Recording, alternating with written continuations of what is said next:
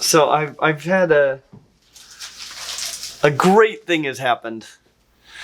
It's kind of fun. So, like, we recently did our video about creationist arguments against evolution, and in part of that, we're talking about this crime scene, and our suspect is a guy named Alan Toas, which. Most people will see that and they won't know what that is. But there's a good chunk of our audience that is going to immediately be so thrilled. And, I'm really, there's so many inside jokes and things like that now that we can weave into, things about chuckwallas. And just, there's so many little things that have happened here and there. And then beyond that, there was a time when doing the phylogeny videos and stuff was difficult because there was a certain underlying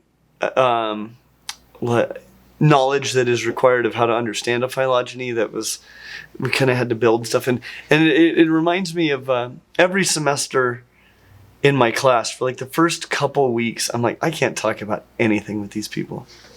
They don't understand worthless anything. And then very quickly, as we get into the class, we build this foundation with them, and all of us, by the end of the class, I can talk to them about anything. Yeah. I feel like they've got a pretty high level of expertise in biology, especially evolutionary biology, organismal diversity, phylogenetics, these sorts of things. That they're on a level that almost no people you ever meet are on.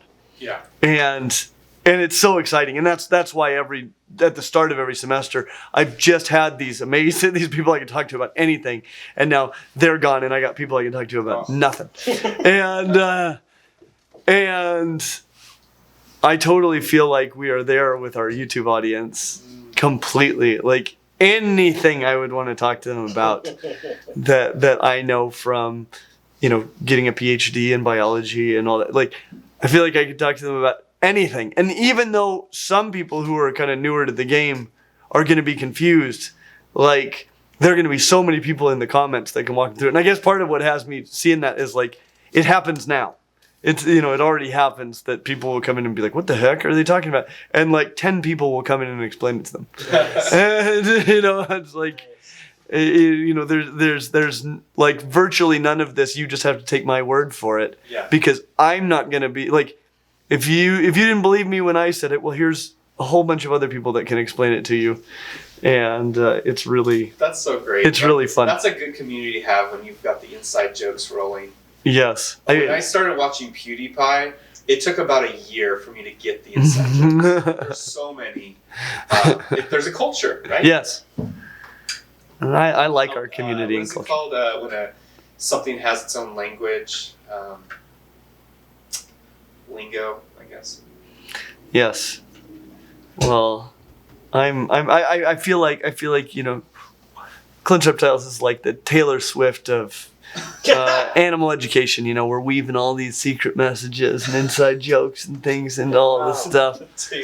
And, that's like Taylor Swift's bread and butter. There's all these little Easter eggs in her songs for the Swifties. Interesting. And they're decoding messages, and there really are messages in there to decode. It's not like the Manson family with the White Album. There really are messages in there. And it's all fun and games until somebody goes crazy. Anyway, please don't go crazy. That's my take-home message from this. Good. Do not attack anyone named Alan Toas. Even though he is clearly a sack of poop. Obviously. Yes. Or worse. Recent implications. Yes. He's a known sack of poop, but we have yet to prove. Yeah, well, it can't be because no one observed it except for him. Good question. This atlas. The Atlas bear? How long ago? Late 1800s. Okay. Hunted to extinction since the advent of firearms. So you think Proliferation of firearms. we might have genetic material to bring them back? Yeah. Interesting. Cool. Let's do it. Yeah. Are they beasts? Are they huge? Are they cool? Are they awesome? Are they? They're a brown bear. Would they put grizzlies to shame? Like, what's going on with them? No, not to shame. They're the only African bear. Okay. And I mean that's something. Yeah. There's nothing really remarkable about them other than they were the only ones in Africa. They also so there are some other Asian brown bears that get down pretty close to Africa, and they are not the closest relatives of those, or let's put it this way, those brown bears are not the closest relatives of the Atlas bears. So the Atlas bears got into Africa sometime before when those other bears came there. And so they're an older lineage. But I mean, I like, brown bears are very diverse, and most people don't know that grizzly bears aren't the only brown bears out there. Yeah. You know. Jason, do you think that we should only bring them back if they're cool? Yeah. Clearly. Okay. That was the premise. So if anything happens to you, there's no coming back. No coming back. Yeah. Okay. Yes. There's a do not resuscitate. Yeah. This be part of the super? Would that be part of the supercut? The No. bear? No. This is a family level supercut. Okay. And so the only time that I'm considering doing an all species one in one of these supercuts in the short term. So like eventually if we go through all the caniforms or the carnivorans, which we could do and go to the species level on all of them, because there's not that many. Mm-hmm. So maybe years from now. Yeah. But if we do that, then I could see making a supercut every species of Phylogeny, every species of Caniforms, every species of carnivoran. Like that's all possible, but it's like all, you know, these are all family level, and then all of a sudden we're diving every For species one. of bear for one group. Okay. Arbitrarily. I don't like that. I will tell you the one time I'm thinking about doing something like that. Once we do the Lepidosauria, this is kind of top secret, so probably don't include this in the Patreon. Though, I don't know. Maybe patrons. It's just the Stinkin' Rad fans, right? Yeah. They can handle it. Okay. So, once we finish the Lepidosaur 2024, and we have that supercut of all of Lepidosauria, we will also have all of the extant non-avian reptiles done with crocodilians to the species. We did turtles a long time ago. They were like the first reptile phylogeny we did after the snakes or lizards one, and so at any point we want to during 2025, we could just release a supercut of all of Reptilia, and then we would just go to birds. You know, after we do crocodilians. I think we would do the crocodilians to the species, which I won't do that in our all of Reptilia supercut when we do all the birds in there. I will just talk about reptilians like I do all the other families. So I'll go into each family of reptilia of crocodilians, but I won't go to every species. But I think we could go ahead and put the full species video into that one, and then talk about the birds are coming. The birds go here, and you know. But this is effectively all of the non-avian reptiles and all. You know, we're working on all the birds, and once that is done, we will release a new supercut of literally all of Reptilia. That's gonna be ginormous. Yeah, but it won't be that huge. Yeah. Of a lift for us, because we'll already have done all the birds. Yeah. And so then all we need to do is take this. It's gonna be like hours long. Oh yes, it'll be epic, but it won't be that hard to produce. Yeah. Just chunking them together, which is really, I mean, the idea of being able to sit down on a 3-hour tour might be longer than that, because there's a lot of birds. But, you know, 3 to 5 hour tour somewhere in there of all of Reptilia. I think that's worth doing. Yep. And that's only to the family level. Then we need to break into every single one of those families. So we are not, when people are concerned that we're running out of material. 2035. Yeah. Like, listen in this video how many other videos we need to make within this video. Yeah. You know, with each of these families, I kind of need to breeze through them. And so with some of them, I'm like, I know you want more than this. Alicia's mad about the primate video because we didn't spend very long talking about gorillas. I'm like, well, I didn't break into all of the hylobates either. You know, like I can't. I mentioned that they exist. I mentioned that they are the pinnacle of creation, but this is all of the primates. I will do just the apes or just the great apes. Yeah. Because I think there are more gibbons and siamangs than there are great ape. Well, yeah, than there are great apes. So if you do all the apes, most of it is just, here's another swingy ape. Here's another one. Looks almost identical. Okay. Once we finish the Reptilia, by the way, we won't be too far away from being able to do a full tetrapod video. Because amphibia is not that huge of a group. Less amphibia. Mammals aren't that huge, and we're already a good chunk of the way into them. And that's it. Just tetrapod. Jeez. That's fun. Mammalia, tetrapoda. So we'll have a amphibia, mammalia, and then all of tetrapoda. That's crazy. And then we'll be starting to work our way to all the vertebrata. Yay. Okay. Someday there'll be videos where, like, part of it I look like this, part of it I'm like 75.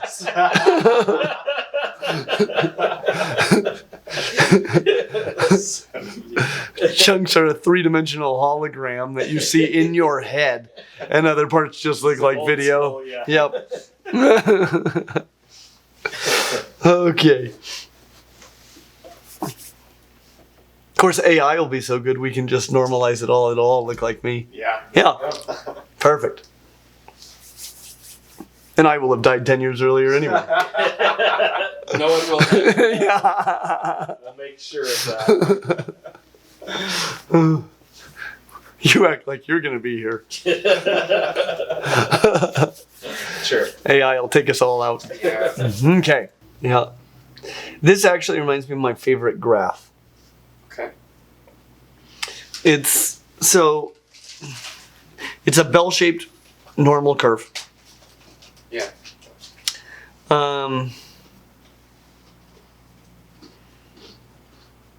Okay, on this axis, you've got hours of sleep. Okay. And, so it's an upside down bell curve. It's an upside down bell curve. Down here's hours of sleep. The peak is like right at 8. It's like 7 to 9 is pretty much the I guess the bottom, the trough. That's my question. Oh, okay. And then it raises quite dramatically on either side. What do you think is the y-axis? So it's highest, not at 8 hours, is what you're saying. Yeah, 8 hours is the lowest. Age? Age, I like it.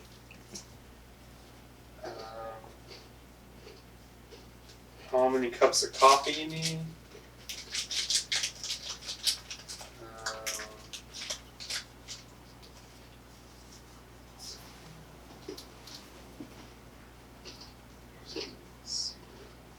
Is it 0 at 8 hours? No, but it's lowest. It's low. Okay. And it's considerably lower. I don't know, I give up. Odds of death. What? Isn't that... Based on how much sleep you got? Yeah. Wait, is this the night before or like? I'd have to learn more about the study. Odds of 10. Yeah. So, If you sleep a lot, you're more likely to die. Yeah. If Sleep. you sleep very little, you're also more likely. Yeah. If you sleep normal, so Will's 6.5. He's pushing it. Yeah. After that, I tried to aim for at least 6 hours of sleep at night. yeah. Because Sometimes a lot of times it's like 5. Sometimes like during finals week, anything less than 3, I knew I didn't function well the next day. Yeah. And the data backs it up.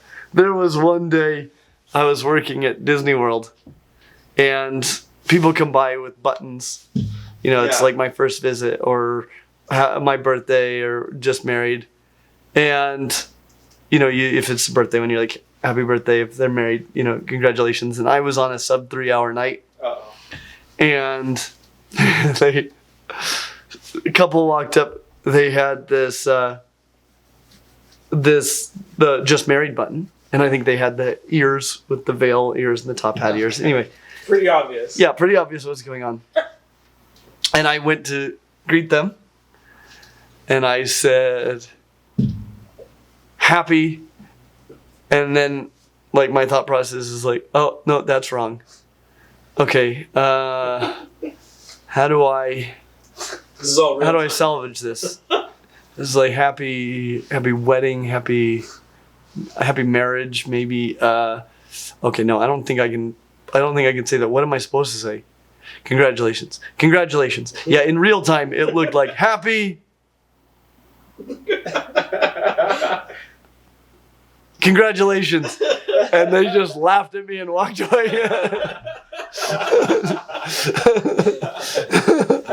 Malfunction. Yeah. Progress. It took so much focus to just have a normal day. Like, to just do what is normally easy to do. Yeah. So much focus. So anyway, I wasn't getting my right rim. Yeah. So, okay. I remember seeing this stat, and it blew me away. And I had to look it up again. According to SeaWorld, Mm-hmm. an adult walrus may eat as many as 3,000 to 6,000 clams in a single feeding session. Oh, And I've seen the beaches with walruses galore. How are there that many clams to support that many walruses anywhere for any given amount of time? Like one day, whoop, we're out of clams. Yeah. Time to move on. Like, I don't get it. Like, how do they survive? Are clams like rabbits out there? Like, I don't... Yeah, I think clams are mollusks, and mollusks tend to reproduce a lot. Do they grow? Those walruses are chubby suckers, right? Mm. Like, they eat a lot of... they put on a lot of weight. I wonder if they have a way to extract them from their shells or if they just crush it up. I bet they crush it up. Ooh, interesting. When you tell me they're eating that many in a day, I don't think they're like, they're eating the whole shell? I don't know. How else are you going to do that? Yeah. That is a great question. We'll find out when we do a full Pinniped video. How many sunflower seeds do you eat in a sitting? 3,000 to 6,000. Yeah. But I just eat the whole seed. You just chew it all up. So good. Okay. I throw out that center thing, whatever that is. Yeah. Crack that sucker out. And then... Yeah. I love when my gums bleed. Except for their tusks, walrus teeth are flat. As a result, walruses eat by sucking food into their mouths using powerful suction created by pulling their piston-like tongue back quickly. Walruses suck out the soft parts of the clam and snails, leaving the shells to fall to the sea floor. There you go. Wow. What do they do with their flat teeth? What do you mean? They chomp them. Do they even need to? They crush them. They're just crushers. Do they? That's I thought it said it just sucks the... they suck them in from the ground, Uh-huh. and then So based on their anatomy, that's what I would think too. They suck them in to their mouth, crush them with their flat teeth, and swallow them down. But that's not the description we just got. no, which makes Are they just like popping it open with their flat teeth and then With- sucking with the suction? it out of the? Well, I don't understand how their anatomy would allow that strategy to work. How do they get the bivalve to open? Like sucking them into their mouth that makes sense, but I don't know what. Okay. Okay. Walruses do not chew their food, but they do sometimes crush clam shells. Soft bodies and vertebrates are usually not crushed or torn. A walrus sucks off the foot and the fleshy siphon of the clam and swallows it whole. Mm-hmm. So what's the point of their teeth? And how do they get that clam to open? Yeah. Like any of us can just suck a bivalve out if it's open. But they're gonna clamp down. Yeah. Like, try to make this as easy as I can on this walrus. He's got a lot to do today. This sounds like a research project. Carnivore. What is just outside carnivora? Ungulata? Oh. Panungulata, something like that. Really? What is ungulata? Give me The ungulates? Gazelles Horses and and cows. horses and whales. Okay. So carnivora, It's weird. the feliform started in what seems to be Asia, Mm-hmm. and then for the Carnivora, or the Caniformia. they're in North America. Uh-huh. So does that mean they're? I don't know. It just feels like their next most common ancestor. Where was their next most common ancestor? I guess. Well, I mean, if you look at ungulates and carnivora, there might have been quite a while of diversification between those two groups, and so that lineage probably. I mean, it probably goes back quite a ways. You're telling me that they're more closely related to ungulates than rodents or Afrotheria or marsupials? Way more than marsupials. That's crazy. Other than the prototherians, the marsupials are the farthest out there. Interesting. So a cat is more closely related to a horse than a rabbit. Yes. Okay, let's talk about continents. Okay. I'm specifically North and South America, Mm-hmm. Antarctica, and Australia. Okay. We know that the marsupials originated from North America? South America. South America. So they originated in South America. For a while there, South America was attached. No, wait. Let me think about that. I'm trying to remember. Marsupials may have originated. They really diversified in South America. I'm trying to remember if Antarctica? they originated in North America before. I think it's South America. South America, because there's the high five. Yeah, I mean, I know there were none in North America before. I think there are opossums in South America, because there's some movement back and forth with them. Mm. But I think they all originated in South America. So they originated in South America. While they were there, before they went north, maybe, they went south to Antarctica. Yep. East, and then north again to Australia.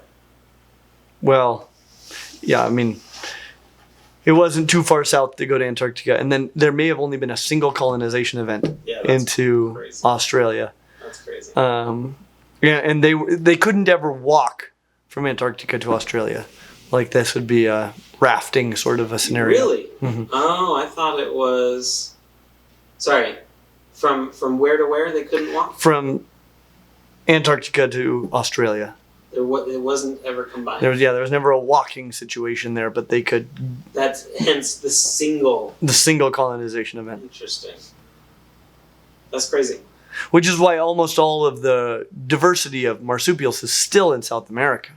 There's just one lineage in Australia that has radiated out considerably, but it's just one lineage. Colonization event. Yep. The diversification in South America of marsupials is much deeper. Mm-hmm. By deeper, you mean like? It happened much longer ago. Okay. Okay, interesting. And then these guys, they originated in North America. They traveled to South America, but... Right, first to Eurasia. Okay, yeah.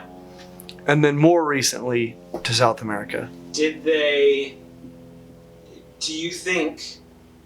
I have my car idling outside. Once it's done spewing out CO2 and Antarctica finally melts, do you think we'll find the dog form in Antarctica? They were hanging out with the marsupials. No. Maybe? No.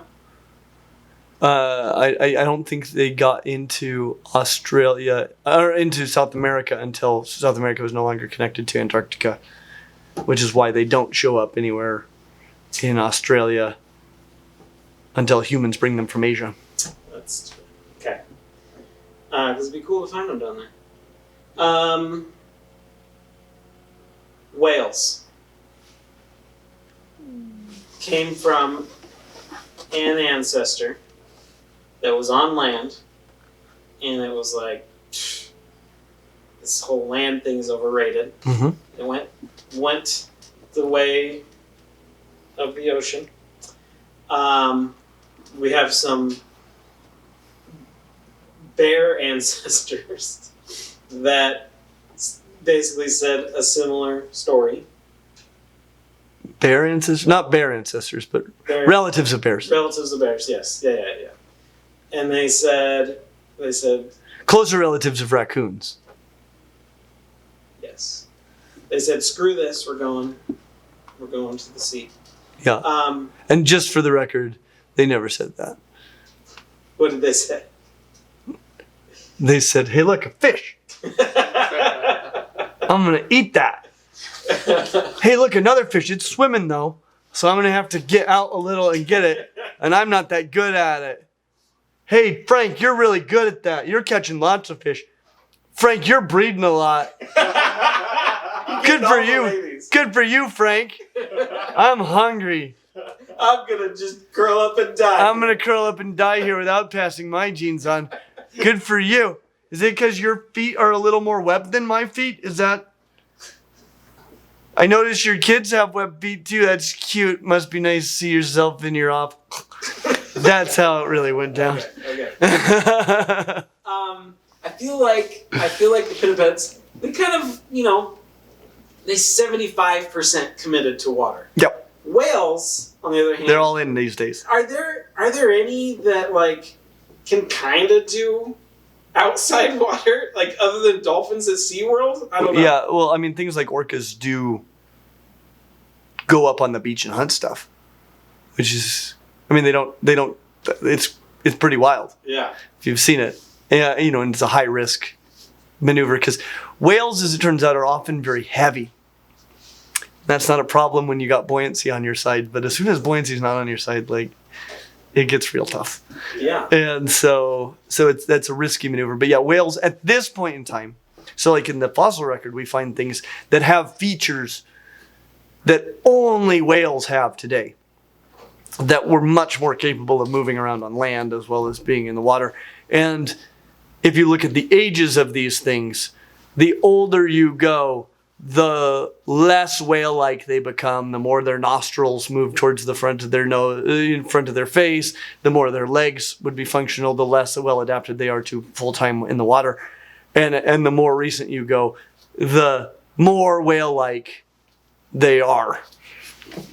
Interesting. It's one of the better series of stages of a major change that you can show. And interesting. But yeah, I just find it interesting that one group is 75 committed to water, 75%, the other 100%. Yep. Well, and give them another 25 million years. Yeah, there you go. Like, there'll probably be some really quite full-time pinnipeds. So do you think that, you probably don't know this, but do you think that the pinnipeds started in the water, started taking on water qualities? I don't know what that would be, but later than the whales? Like the whales had a head start and that's why they're all in? That would be my guess. Yeah. There's also some advantage to just filling a slightly different ecological niche because you're not full-time in the water. There's a lot of complexity associated with living in the water all of the time. Yeah. That's alleviated. But there's also complexity with being able to move back and forth. Yeah, different. Mm-hmm. Different is good. Yeah, you were saying that, were you saying that the cat form had more diversity than the dog form? I was saying that the dog form is the more interesting of the two lineages. Okay. Sorry, I had that backwards, I guess. Well, you said that the biggest cat... Oh yeah, there's more diversity in size But what about, among like, walrus? cats than among dogs. Okay, we're talking dogs, not Yes. just dog form, because Yes. you've got bears and walruses. Yeah. Okay, that makes sense.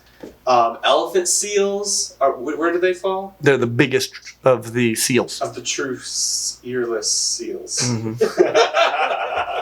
Man, they're ugly. Let's see.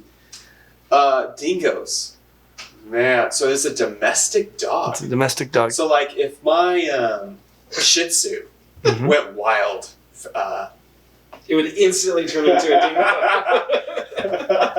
Yeah. when I let it loose, like, it could, like, become its own thing then. Yeah, so if you released a population of Shih Tzus, Yeah. if you released them into someplace like New Zealand, like Okay. they could probably pull that off. And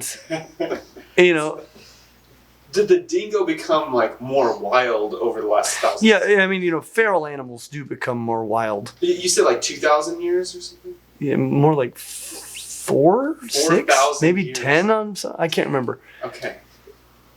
Okay, so in 4,000 years, they've evolved qualities to be more feral. Oh yes, I mean lots of feral animals within a couple generations, like they've reverted very much back to a wild type, even phenotypically. So a Shih Tzu then, what kind of things might happen? Try it. Get yourself in your lifetime. You could watch them go fully feral. You just build a big old refuge that they can't get out of for these wild Shih Tzus. I'm imagining like saber teeth. coming. Yeah. Yeah. The gray, is it the gray wolf and the dogs are technically the same species? They're different species. So their common ancestor is a wolf, but not a wolf with like any sort of extant representation. Oh, okay. So they share the common ancestor of the domestic dog, which is what do they call it? I think they've got. They might both be. I think they call it Canis domesticus now and Canis lupus. Now that they used to be Canis lupus domesticus, but I think as we've found out more about the fact that they're not nested within the gray wolves that exist today. They're a wolf. They're super closely related to wolves, but they're just outside. Cousins. Yeah, all of the gray wolves are more closely related to each other than they are to the domestic dogs. Okay, let's talk about speciation with that. What are dingoes? Dog. Canis. Yeah, so they're domesticus. nested within the domestic dog. Nested as a separate species? Nope. Whoa. When do we draw the dang line? Well, Wait, can you breed dingoes with Shih Tzus then? oh, you can breed all across But you can do wolves. and Okay. jackals and Yeah. coyotes and So where foxes. Now, because foxes aren't a thing, their chromosome numbers are all over the place, Yeah. and so you can't breed all the foxes with all of these, but you can breed all sorts of stuff. They've been trying to breed jackals into a lot of the sniffing dogs to make better bomb detecting dogs and things like that. Jackals. Oh my gosh. So why haven't we drawn a line and said, okay, fine. Well, what's the line? I don't know. Here's the problem. You're talking about diversity that is continuous, and you're trying to draw discrete lines, and it's hard. Such a human making everything into groups. Which is why phylogenetics is, while it's messy still, is much cleaner than like trying to come up with a universal species concept. Weird. But how many years ago did the wolves and dogs diverge? I'd need to see. I don't know. But it happened because of man. Yeah, as far as domestic dogs. So, I mean, domestic dogs, this was a population of wolves, maybe a subpopulation of this ancestral species that cooperated well with humans. And then humans were somewhat deliberate in the breeding of them as well. We've been doing this for a long time, maybe multiple times. Do you think it was one tribe of humans that was like, hey, these dogs are cool? Or do you think there were multiple colonies? Potentially. And you got to keep in mind, like a lot of early humans, early is such a funny word because for almost all of the existence of humanity, we were hunter-gatherers. We've only been doing anything different for a very short part of even the existence of Homo sapiens, which is a very short part of the existence of the mammals, say. But humans appear to have been persistence hunters. That was kind of our big advantage over things like Neanderthal, which was bigger, stronger, larger brain, but it lacked probably a lot of the long distance running ability to do persistence hunting, and there are still people today that persistence hunt. They'll just run a galloping animal until it overheats and lays down, and you just have to kind of run it. You don't need to run it at full speed. You just need to keep it moving. Yeah. And that's doable, but it's hard. It'd be nice if dogs that are also persistence hunters, like coyotes and badgers, these are two animals that hunt in a complementary way, and they could work together and maybe have more success together than they could apart. And as long as they don't try to kill your family, we're cool with it. Do you think, I'm just imagining like the dog as a tool, do you think we became less persistent hunters because we had them to rely on? Either that or more effective persistence hunters. We still need, we probably still needed to be out there with them. Yeah. But it might be less and less essential that we're doing the running. I wonder, it'd be interesting to see how that coincided with larger brains as we're being more the brains of the operation and setting traps and funneling them into places, and the dogs are doing more of the work. That's crazy, because then it's like the dogs steered our evolution a different way. I bet you could find some really interesting information about how the coevolution of humans and dogs. I think we focus a lot of the evolution of dogs because of humans, but how much? Yeah. That is a fascinating topic. And we're going to do a full video on dogs, and please remind me to dig into that because that is fascinating as heck.